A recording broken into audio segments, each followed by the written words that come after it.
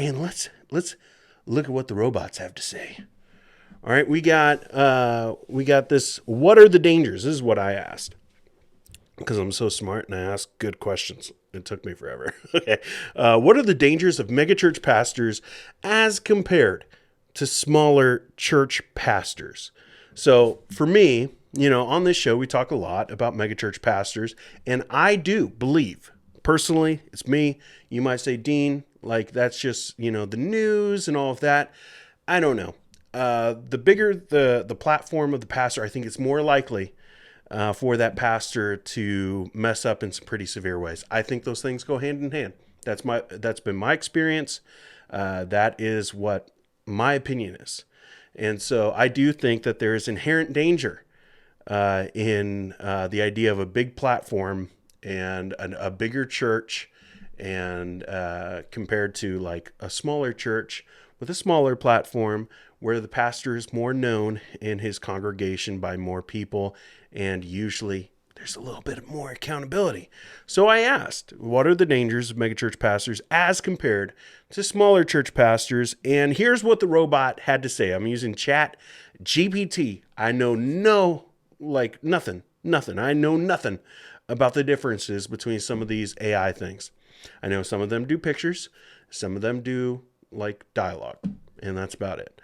So if you don't like ChatGPT, but here are some of the potential dangers of megachurch pastors as compared to smaller church pastors. 1, power dynamics. Megachurch pastors often have a lot of influence and power, which can lead to abusive behavior or exploitation of congregants.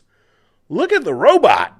Oh my goodness. The robot is coming out hot and saying, Hello there. so it's this weird thing of influence and power that they just get, and that can lead to abusive behavior or exploitation of congregants. So let's break that up into 2. Abusive behavior because of the power dynamics, because people look up to them. And part of that is just I think just the way it is because we look up to pastors. They are an authority. We see that in Scripture pretty clearly, that they are the authority. Hebrews says to honor those who have charge over you. So there is authority for qualified elders in a local church. But with that power, as Spider-Man would say, comes great responsibility, right? And a lot of times, because of the power dynamics in mega churches, according to the robot, and I think it's right, they just don't have that responsibility, or at least it is something that they can get around sometimes, and it can lead to abusive behavior and exploitation of congregants. And that's something that people don't talk about all that much. The idea of how much, like I've known some people who have gone to some of these bigger churches, and they're talking about how overworked they are. Like they just do everything. And a lot of people, when they think about volunteering, they think about, it's smaller churches where people get burnt out. It's these smaller churches where, someone has to be in charge of the nursery and someone misses, and so they're back in the nursery. I don't know, from just personal experience talking with some of these people who attend megachurches, like they have to serve all the time, and they're constantly doing things. And I do think that's part of the power dynamics is like there's someone who's, high up, and maybe they're not even like the senior pastor, the preaching pastor, lead pastor, whatever title you want to throw in there, but they have like the ear of the preaching pastor, and they ask you, hey, can you be on like the parking lot team, and you're just stuck outside for like 4 hours every Sunday. Like that happens. So I think that's completely accurate. And then emotionally, and then it could even get into other things, and like the government having to get involved. But I do think that's true. It can lead to abusive behavior or exploitation of congregants. 2, financial corruption. Large churches often have significant financial resources, which can attract unscrupulous leaders who use their position for personal gain. So I also think that they're right on with this one, because these smaller churches, while you can hear of some like these financial issues of, like I've seen churches, I'll put it that way. I've seen churches where people are just like, hey, where'd that $15,000 go that was in savings? And everyone's just kind of like, I don't know. Do you know? You know? I don't. What happened to that $15,000? It's just gone. And you're just wondering, like, what happened here? So that does happen in smaller churches, but because there's so much more, more resources, how they put it here, within some of these mega churches, I think that there is a draw from those who are motivated by financial stuff, by greed sometimes. And maybe it isn't even right off the bat, but it can turn into that over time, that they go like, hey, like I should be here. I should be at this mega church because they have the money, they have the resources, and maybe down the line they're tempted to use those resources in a way that isn't fitting for an elder or really anyone in the church. So that can happen. Number 3, lack of accountability. Megachurch pastors may not have the same level of accountability as smaller church pastors, which can result in unchecked behavior or beliefs. Man, like the robot knows. The robot understands. The robot is Mr. Unlimited. like I'm actually surprised. I didn't think that the robot would be this good, but it's true. There is a lack of accountability for some of these megachurch pastors because they aren't known in their congregation, because it's just the leadership team that knows them. And this is the problem, I think, with these really, really big churches. I'm not talking about a church that's like mega church. So we're talking about above 2,000, I think is like the cutoff number for that. So above 2,000, there's no way that people in the congregation can know you that well. And there's no way that a pastor can disciple their congregation that well. Maybe a few people, and maybe having like a few meetings every once in a while, but just because of the amount of people, the amount of responsibilities, most likely they're not going to be able to have that one-on-one relationship. So 2 things with that. 1, they're not able to do what Peter says, to shepherd the flock among you. They're not able to fully accomplish that. But also those people aren't able to know them all that well. And so usually what it looks like is if you have like a mega church above 2,000 and you have this lead pastor or preaching pastors, the higher up team, most likely they have like some kind of discipleship structure, a little bit of accountability, because accountability is inherent within discipleship. Usually that's within the leadership team or the elders. The problem with that, though, is that who's in charge?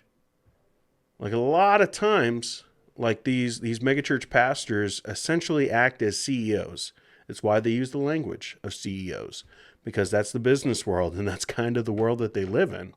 And so a lot of these times you have people who are on staff that are actually like having to answer to the lead pastor, and not to the congregation, and not a lot is known. A lot of times with these mega churches, there's not a lot of information that comes from the leadership team down to the congregation. In an ideal world, there would be, but a lot of times, that the details of how things are going, the inner workings of personal conflict, that's just within the leadership team. So it's a little hard for someone to like hold their boss accountable. You at your workplace, it doesn't have to be a ministry world, just at your work, wherever you work. Or if you're a stay-at-home parent or something like that, when you worked, you had a boss. Try holding your boss accountable. How does that go over? Your boss does something, and you're responsible, that there's something going on there. You try to hold that boss accountable.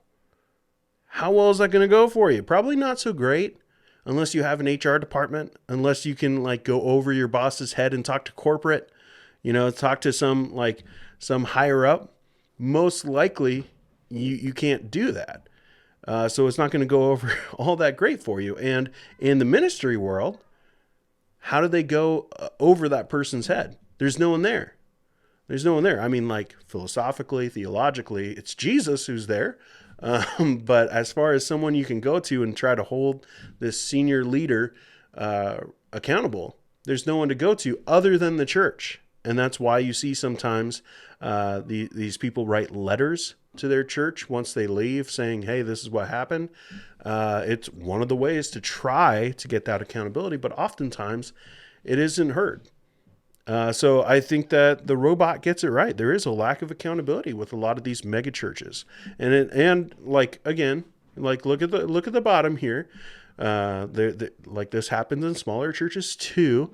I'm just saying more often it happens in these mega churches. That's what I'm saying.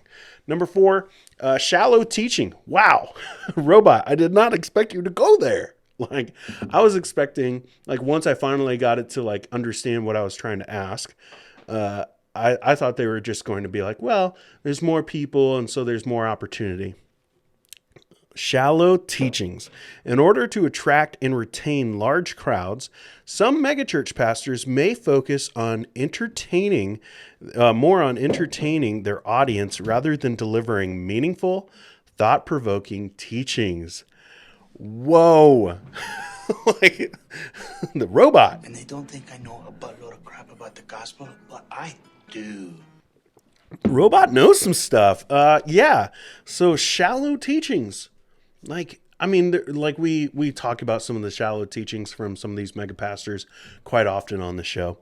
But I just was surprised to see the robot taking that up and being like, yeah, like there's a danger in that. There's a danger in shallow teaching because the people aren't getting fed properly. Then they're, like just anything. Like if you didn't eat, you'd be pretty weak. And if you don't get fed spiritually, you're going to be spiritually weak. And the robot knows that. It's so surprising. Number 5, lost sense of community. Megachurches can be impersonal and lack a sense of close-knit community, which is often found in smaller churches. So, the robot gets it. Like, artificial intelligence gets the dangers of the ideas of megachurches. Now, there are advantages. Like the elders can usually like actually provide for their families and not struggle financially. That's a benefit.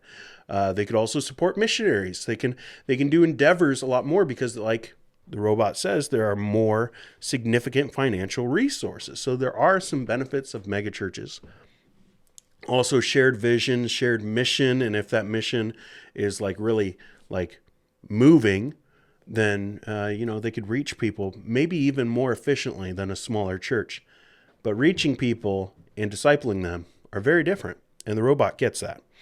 Lost sense of community. Megachurches can be impersonal and lack a sense of close-knit community, which is often found in smaller churches. So I just thought that was so interesting. That being said, these dangers are not unique to megachurch pastors and can also be present in smaller churches.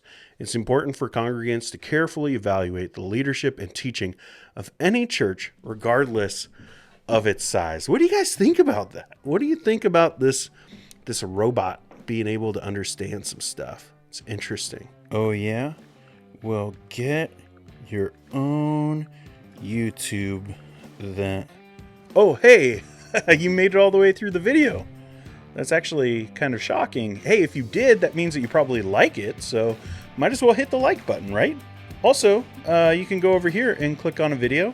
I don't know what it is, but YouTube will be like, hey, you should watch this, and maybe they know. Maybe the algorithm is right. Maybe AI knows everything. Maybe it's taking over the world. I think it's taking over the world.